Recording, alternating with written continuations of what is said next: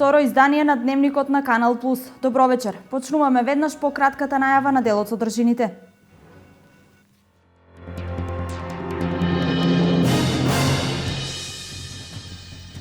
Од утре температури до 40 степени Целзиусови. Избегнување пристојно отворено во периодот од 11 до 17 часот, препорачуваат лекарите.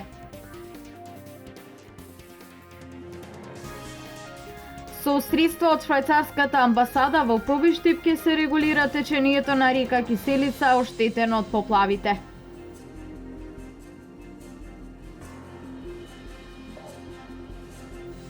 Денеска се освети ново изградениот параклис Свети Климент Охридски во Делчево. Осветувањето го изврши митрополитот Брегалнички господин Иларион.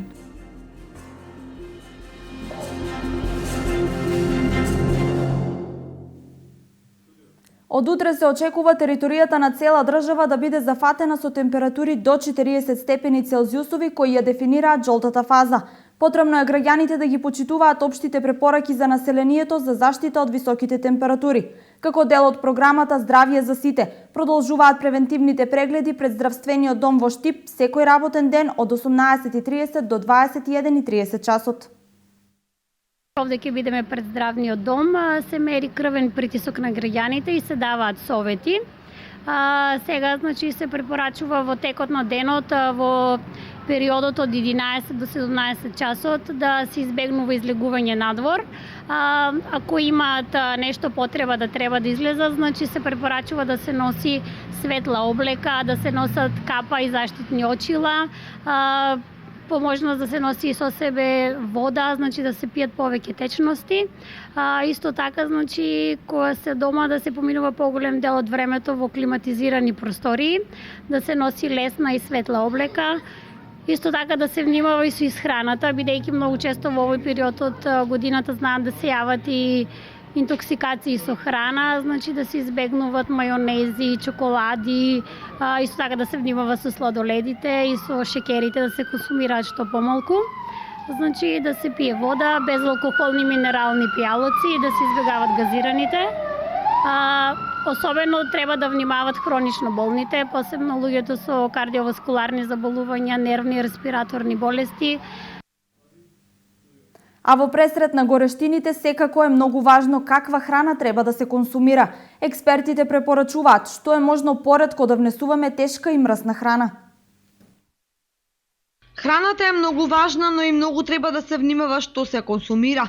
Во овој период, кога температурите се енормно високи, се препорачува консумирање на лесна храна, каде што се овошјето и зеленчукот и повеќе течности. Месните производи спаѓаат во мрсната храна и експертите препорачуваат што повеќе да се избегнуваат во овој период. Покрај тоа што на високите температури месните производи се тешки за одржување, причинители се и за поголем број болести. Граѓаните на Кочани се поделени мислења за консумирањето месни производи. Многу слабо. Повеќе имаме домашна храна. Гледаме дека домашна храна е поисправна. И затоа месни производи сега за празник купиме малку. Слабо конзумираме. Па топлината сега и на телевизија се кажува дека многу не треба да се конзумира и затоа. Па идеме на зеленило повеќе така. Па патижани, краставички ефтини има и така тоа повеќе практикуваме го моментално поради топлината, жештината. Месни производи. Да. Многу постап. Се повеќе зеленчуци. Да, овоше така. Не, конзумирам си нормално како што си конзумираме, почнувајќи од совместните производи до месо во храните, меѓутоа не превише, нели, пошто е летен период, него умерено така, за да се внимава малку на староста и на слабоста, што се вика. Од Центарот за јавно здравје со препораки до граѓаните да се внесува помало количество храна и избегнување на мрсна и висококалорична храна. Термички подготвената и преработена храна да се консумира веднаш. Остатокот од подготвената храна да се чува на температура до плюс 8 степени, а да се загрее на плюс 100 степени. Лекарите препорачуваат да се пијат повеќе течности, а овошјето и зеленчукот пред употреба убаво да се измијат. Според податоците на системот Мој термин, во јуни биле откажани 25.668 закажани термини за преглед на пациентите. Неоткажувањето на термините сериозно го оптоварува здравствениот систем, а со тоа ја загрозува состојбата на другите пациенти на кои им е потребен побрз преглед. Бројот на пациентите кои не се појавиле на закажаниот термин за преглед или снимање е се поголем. Некои од пациентите не се појавиле дури и на 17 пати, покажуваат пилотоците од спроведената анализа на системот Мој термин. Во јуни биле откажани 25.668 термини, додека во мај 23.806. Неоткажувањето на термините сериозно го оптоварува здравствениот систем и е еден од најголемите фактори за вештачки голема листа на чекање. Анализата на податоците од системот Мој термин даваат јасна представа за причините за зголемените листи на чекање. Пациентите кои не дошле на закажан термин за преглед не само што направиле финансиска штета на болницата и на здравствениот систем, туку и директно влијаеле на некој друг пациент кој има сериозна и неопходна потреба од побрз преглед, истиот да го добие за 4 или 5 пати подолг временски период од реалниот. Министерството за здравство најави дека тимови на Мој термин ќе вршат посета на пациенти во нивните домови со цел да се анулира оваа појава. Ќе се прави разговор со тие пациенти за да се утврди причината поради која не дошле на закажаниот преглед. Пациентите кои не можат да дојдат на закажаниот преглед можат да го откажат со јавување на телефонскиот број 15 444 или со праќање SMS порака на бројот 144 194 со содржина број на упат.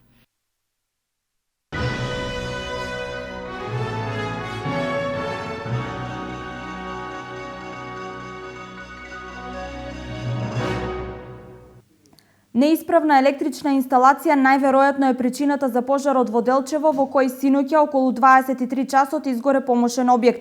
Пламените јазици предизвикаа голема материјална штета на сопственикот. Синокешниот ветар и дотраените електрични жици синоќа им создадоа проблеми на делчевските пожарникари. Имено во периодот од 22:30 до 23 часот, ветрот и оголените жици се причина за краток електричен спој, кој беше фатален за објект од 40 квадратни метри. Гореше помошен објект на улицата Мирче Ацев, број 8 во населбата Втори район во Делчево. Синоќа околу 10:30-11 сато, при ветер кога е дувал тука и оголили се жиците и настанало е краток спој, исклучили се осигурачите, ама тука се запалило. Сето изгоре, тоа брже. Отие од лесен материјал и затоа и така брже изгоре. Електричната инсталација синоќа предизвика пожар во кој изгоре 30 годишниот помошен објект на сопственикот Методи Стојчевски. Пламените јазици предизвикаа голема материјална штета на сопственикот. Тука немаше стока ништо, него имаше 15 кубика дрва, имах 1 кубик материјални даски за сандаци за пчели, 10 сандъка за пчели, комплет, околу 6000 денари штета. Плюс објекту, да не го рачунаме како објект. Од Делчевската противпожарна единица велат дека по секоја дојава за пожар веднаш излегуваат на терен.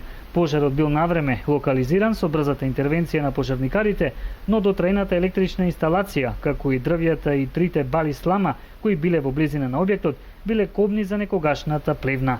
Со брзата интервенција на пожарникарите беше оневозможено огнот да се прошири и на околните куќи. Помогнаа кој колку можеше помогна, нема шо.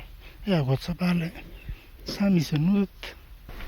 Инаку овој хуман соограѓанин Методи Стојчевски, кој што има дарувано над 120 пати крв, од општината бара единствено ако може да му се помогне во градежен материјал со што ќе може повторно својот објект да го возобнови и да го стави во функција. Со средства од швајцарската амбасада во Пробиштип ќе се регулира течението на река Киселица оштетена од поплавите. Станува збор за предлог проект за кој општина Пробиштип аплицираше за средства преку Центарот за развој на Источниот плански регион. Зачувувањето на природата и незиното одржливо управување се приоритетите кога се однесува за предлог проекти со кои се аплицира за реализирање од страна на Центарот за развој на Источен плански регион. Од 11 општини кои гравитираат во центарот, општина Пробиштип има доставено проект за регулација на течението на река Киселица, која за време на поплавите е целосно уништено, а со тоа и дел од мостот и околното земјиште. Во моментов е распишан тендер за негова реализација, со што значително ќе се реши и проблемот со кој се соочуваат и граѓаните кои живеат долж течението на река Киселица. Самиот пат над реката е на неколку места веќе целосно подкопан. Паднат е самиот пат во самата река, самиот мост на реката исто така е веќе оштетен, значи од едната страна и он веќе навлегува во самата река. Поплавата нанесла големи штети, бидејќи коритото на реката е плитко и ги поплавила околните куќи, така да по искажувањата на жителите на селото тие неколку дена фактички не можеле да излезат од своите куќи поради нанесените штети и големата поплава. Проектот ќе се реализира со средства од швајцарската амбасада, а во меѓувреме постојат уште 3 слични проекти кои ќе се финансираат од Министерството за финансии и тоа за општините Берово, Виница и Зрновци. Од понеделник започнува Лесновската ликовна колонија која традиционално се одржува во Пробиштип. Домашни и странски ликовни уметници своите творби ќе ги представат пред пробиштипјани. Манифестацијата ќе трае 7 дена. Познатата Лесновска ликовна колонија во Пробиштип ќе започне од наредната недела. Оваа манифестација, која е предпознатлива за Пробиштип, годинава има нов датум на одржување. Оваа година колонијата ќе се одржи од 20 до 27 јули. Веќе е распишан конкурсот за пријавување на уметници. Досега навистина сум среќна што имаме пријавено доста голем број на уметници и ќе направиме една многу убава селекција уметници навистина со биографија, со квалитет. Колонијата е меѓународна, значи ќе имаме од повеќе земји. Станува збор за дела од познатата Лесновска колонија, која се одржува во Пробиштип, во чии рамки се одржуваат низа активности на кои учествуваат домашни и странски ликовни уметници. По традиција Лесновската колонија трае 7 дена, во кои уметниците творат во манастирот и во Пробиштип, искажувајќи ја својата уметничка душа, инспирирани од природните убавини на Лесновскиот крај. А во јули Домот на културата Злетовски рудар уште со една активност за сите деца кои членуваат во активностите на Домот на културата. Успеавме да бидеме дел од една фондација од Франција. Влегоа 3 града. Тоа е Охрид, Скопје и Пробиштип. Може би малку чудно звучи, меѓутоа јас сум горда затоа што нашиот мал град влезе во таа конкуренција. Ќе ни донесат многу убава донација, тоа се за сите дечиња што членуваат во активностите по нешто. Значи не мора да биде не знам што, тоа ќе биде нешто символично, меѓутоа дружењето и запознавањето на тие луѓе што ќе дојдат како волонтери во Пробиштип и ќе останат 7 дена, ќе ни биде од големо значење затоа што ќе ги пренесат искуствата на кој начин функционира културата во вакви мали градови во една малечка, но прекрасна земја Македонија. Според Стојковска општина Пробиштип посветува големо внимание на културните настани, а исто така се одвојуваат и повеќе пари за културата. Делчевчани добија уште еден Божји храм. Се освети новоизградениот параклис Свети Климент Охридски. Осветувањето го изврши митрополитот Брегалнички господин Иларион. Актитор на градбата беше делчевскиот стопанственик Слободан Дамјанов со семејството. Делчево денес доби уште еден Божји храм. Митрополитот Брегалнички господин Иларион со света архиерејска литургија го освети новиот параклис Свети Климент Охридски, чиј ктитор е делчевскиот стопанственик Слободан Дамјанов со семејството. Осветување со кое што храмот и официјално беше предаден во служба на Македонската православна црква и граѓаните на Делчево. Овој храм ќе сведочи за нашето православно постоење во минатото, но и за великодушноста на луѓето кои овозможија да се изгради, рече митрополитот Брегалнички господин Иларион. Најнапред многу поздрав, мир и благослов на сите луѓе кои што живеат во овој град, во оваа општина, во овој крај. Радост и благослов на нашиот ктитор кој што не израдува со ова богоугодно и прекрасно дело. Исто така честитки и благодарност и до нашиот градоначалник, кој што исто така беше целосно заинтересиран да се најде ктитор, да се изгради овој храм и на повеќе средби и градоначалникот подспомнуваше со нашиот ктитор кога ќе почнеме со градбата и кога ќе го завршиме храмот. Еве, тоа заврши, се радуваме сите и овој храм ќе остане и по нас да сведочи за нашето постоење, ќе остане да сведочи за минатото каде што имало храм посветен на Свети Кирил и Методи, но исто така ќе сведочи и во иднина за нашето православно постоење, односно за нашите православни темели, односно за националните и духовни наши темели, македонски православни. Нека е честито и вечно, на ктиторот Господ нека му подари здравје и на неговото семејство, нека му подари многу успех во работата, долг живот, среќа и дај Боже вакви ктиторски дела да продолжат овде во градот Делчево. Граѓаните да го користат овој Божји храм за здравје и благосостојба, посакаа ктиторот Слободан Дамјанов и градоначалникот Дарко Шехтански. Па јас убаво се осеќам со овој дар на градот, на сите им пожелувам здравје, се молев додека го градевме да имаме сите здравје и разбираеме меѓу себе и да го градиме нашиот град. Честитка до сите наши сограѓани, градот Делчево има уште еден убав православен храм и можеме да посакаме повеќе такви храмови во општината и на сите православни верници да им го честитам овој ден и им посакувам уште многу такви денови. И граѓаните пресрекни што градот доби уште еден украс и место за прибежиште на кој верниците пред Господ ке може да му ги искажат своите молитви. Нешто најубаво, најсвето, многу сум среќна. Господ здравје да дава и тоа што градил и тоа што финансирал и на сите во Делчево. Господ само здравје и се најубаво да дава. Јас се многу радувам оти црквичката се осветува.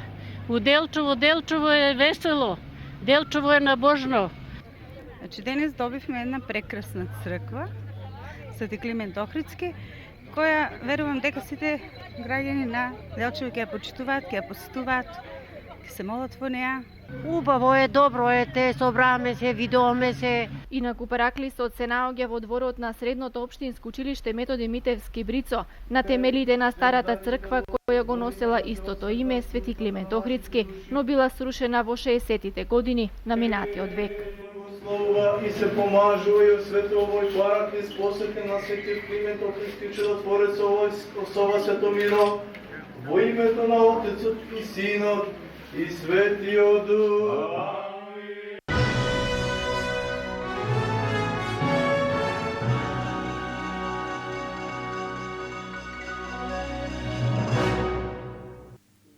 Во денешно време не може да се види нива насадена со афион, сусам, памук или сончоглед. Во Штипскиот регион само во Балван може да се забележи земјоделска површина од овој вид култура. Многу земјоделски култури кои во минатото биле застапувани се повеќе испаруваат од површините во Штипско. Денес веќе не може да се види нива со афион, сланоток, сусам, а за памук и сончоглед и да не зборуваме. За разлика од порано, кога површините во Шиполието зафаќаа повеќе илјади хектари со сончоглед и други култури, годинава како што гледаме овде во близина на Балван има само една нива со сончоглед од околу 5 хектари. Зошто е ваква состојбата? Некогашни и сегашни производители со различни коментари зошто веќе не се работи тоа од што некогаш се екзистирало. Тоа работа си требе, травјосал да се скопа. Ја ем на државното трчам, ем тука трчееме. Тогајка ние беме помлада генерација и немаше дека да идеме на работа, тука се запослуваме и садеше. А сега обрнаа по фабриките, таму и млади и стари, сите, и затоа не го садат. Не знам, дали имат купува цена, нема, шо нема, али време кој беше задругата, кажувате, садеа и афион, и варече го, сочоглед, памук, морски осадки, чмени, се што треба.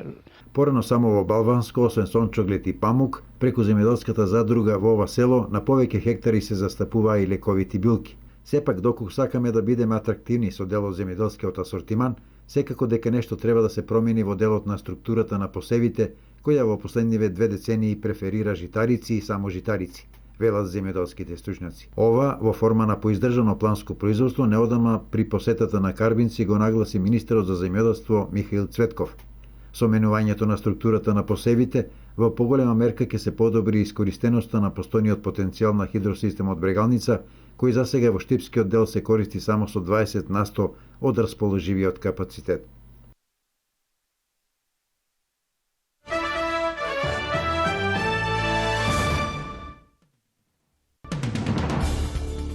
Екстремистичката група Исламска држава ја призаде одговорноста за синокешниот бомбашки напад во Хан Баби Сад во Ирак, при што загинаа над 100 луѓе. Во нападот со автомобил бомба повредени се 50 луѓе, а меѓу загинатите има и деца. Експлозијата се случила на пазар во Хан Баби Сад, 30 километри североисточно од главниот град на Ирак, Багдад. Нападот беше изведен додека луѓето го прославувале крајот на светиот месец Рамазан. Над 90 сиријци, меѓу кои 5 деца, биле распнати на крст и камшикувани од екстремистите од Исламска држава, затоа што не ги почитувале постите за време на месецот Рамазан. Организацијата документирала вкупно 94 случаи за раснување, камшикување или затворање во метелни келии на прекршувачите на правилата за постите. Пожарите во Грција се разгоруваат покрај пламените јазици во Атина и Лаконија на Пелопонес. Нови жаришта се појавиле и на Евија и во областа Малакаса надвор од Атина. Постојат информации за една жртва на Пелопонес, кој според информациите починал од срцепудар. Силните ветрови продолжуваат да ја отежнуваат ситуацијата. Пожарите се шират во близина на се повеќе густо населени населби во јужните предградија.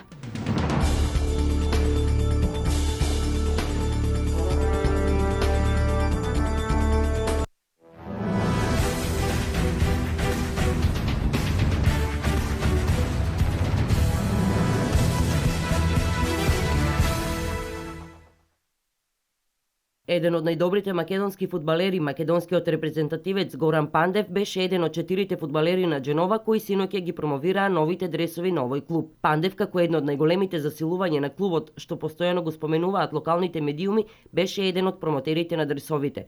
Ламана, Бурдисо, Зима и нашиот Горан Пандев беа фудбалерите кои први ги облекоа новите дресови на Дженова за идната сезона. Пандев имаше одличен почеток во дресот на Дженова, бидејќи на првиот надпревар пред неговите нови симпатизери постигна 2 погодоци. Пандев во Дженова доаѓа по едногодишната неуспешна авантура во Турција. Во Италија помина 11 години, а Дженова е негов 5-ти клуб.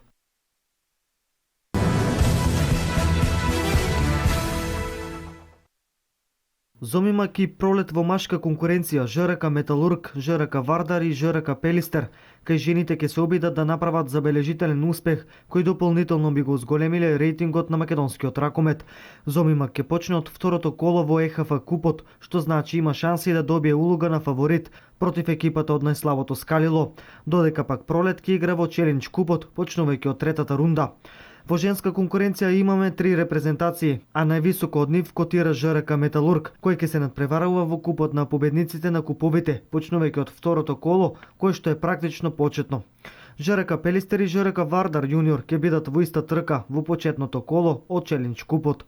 Ждрепката за сите овие надпреварувања ќе биде влечена во вторник, 21 јули во Виена. Веќе од порано е познато дека Македонија има 3 представника во Лигата на шампионите: Вардар и Металург во машка и ЖРК Вардар во женска конкуренција.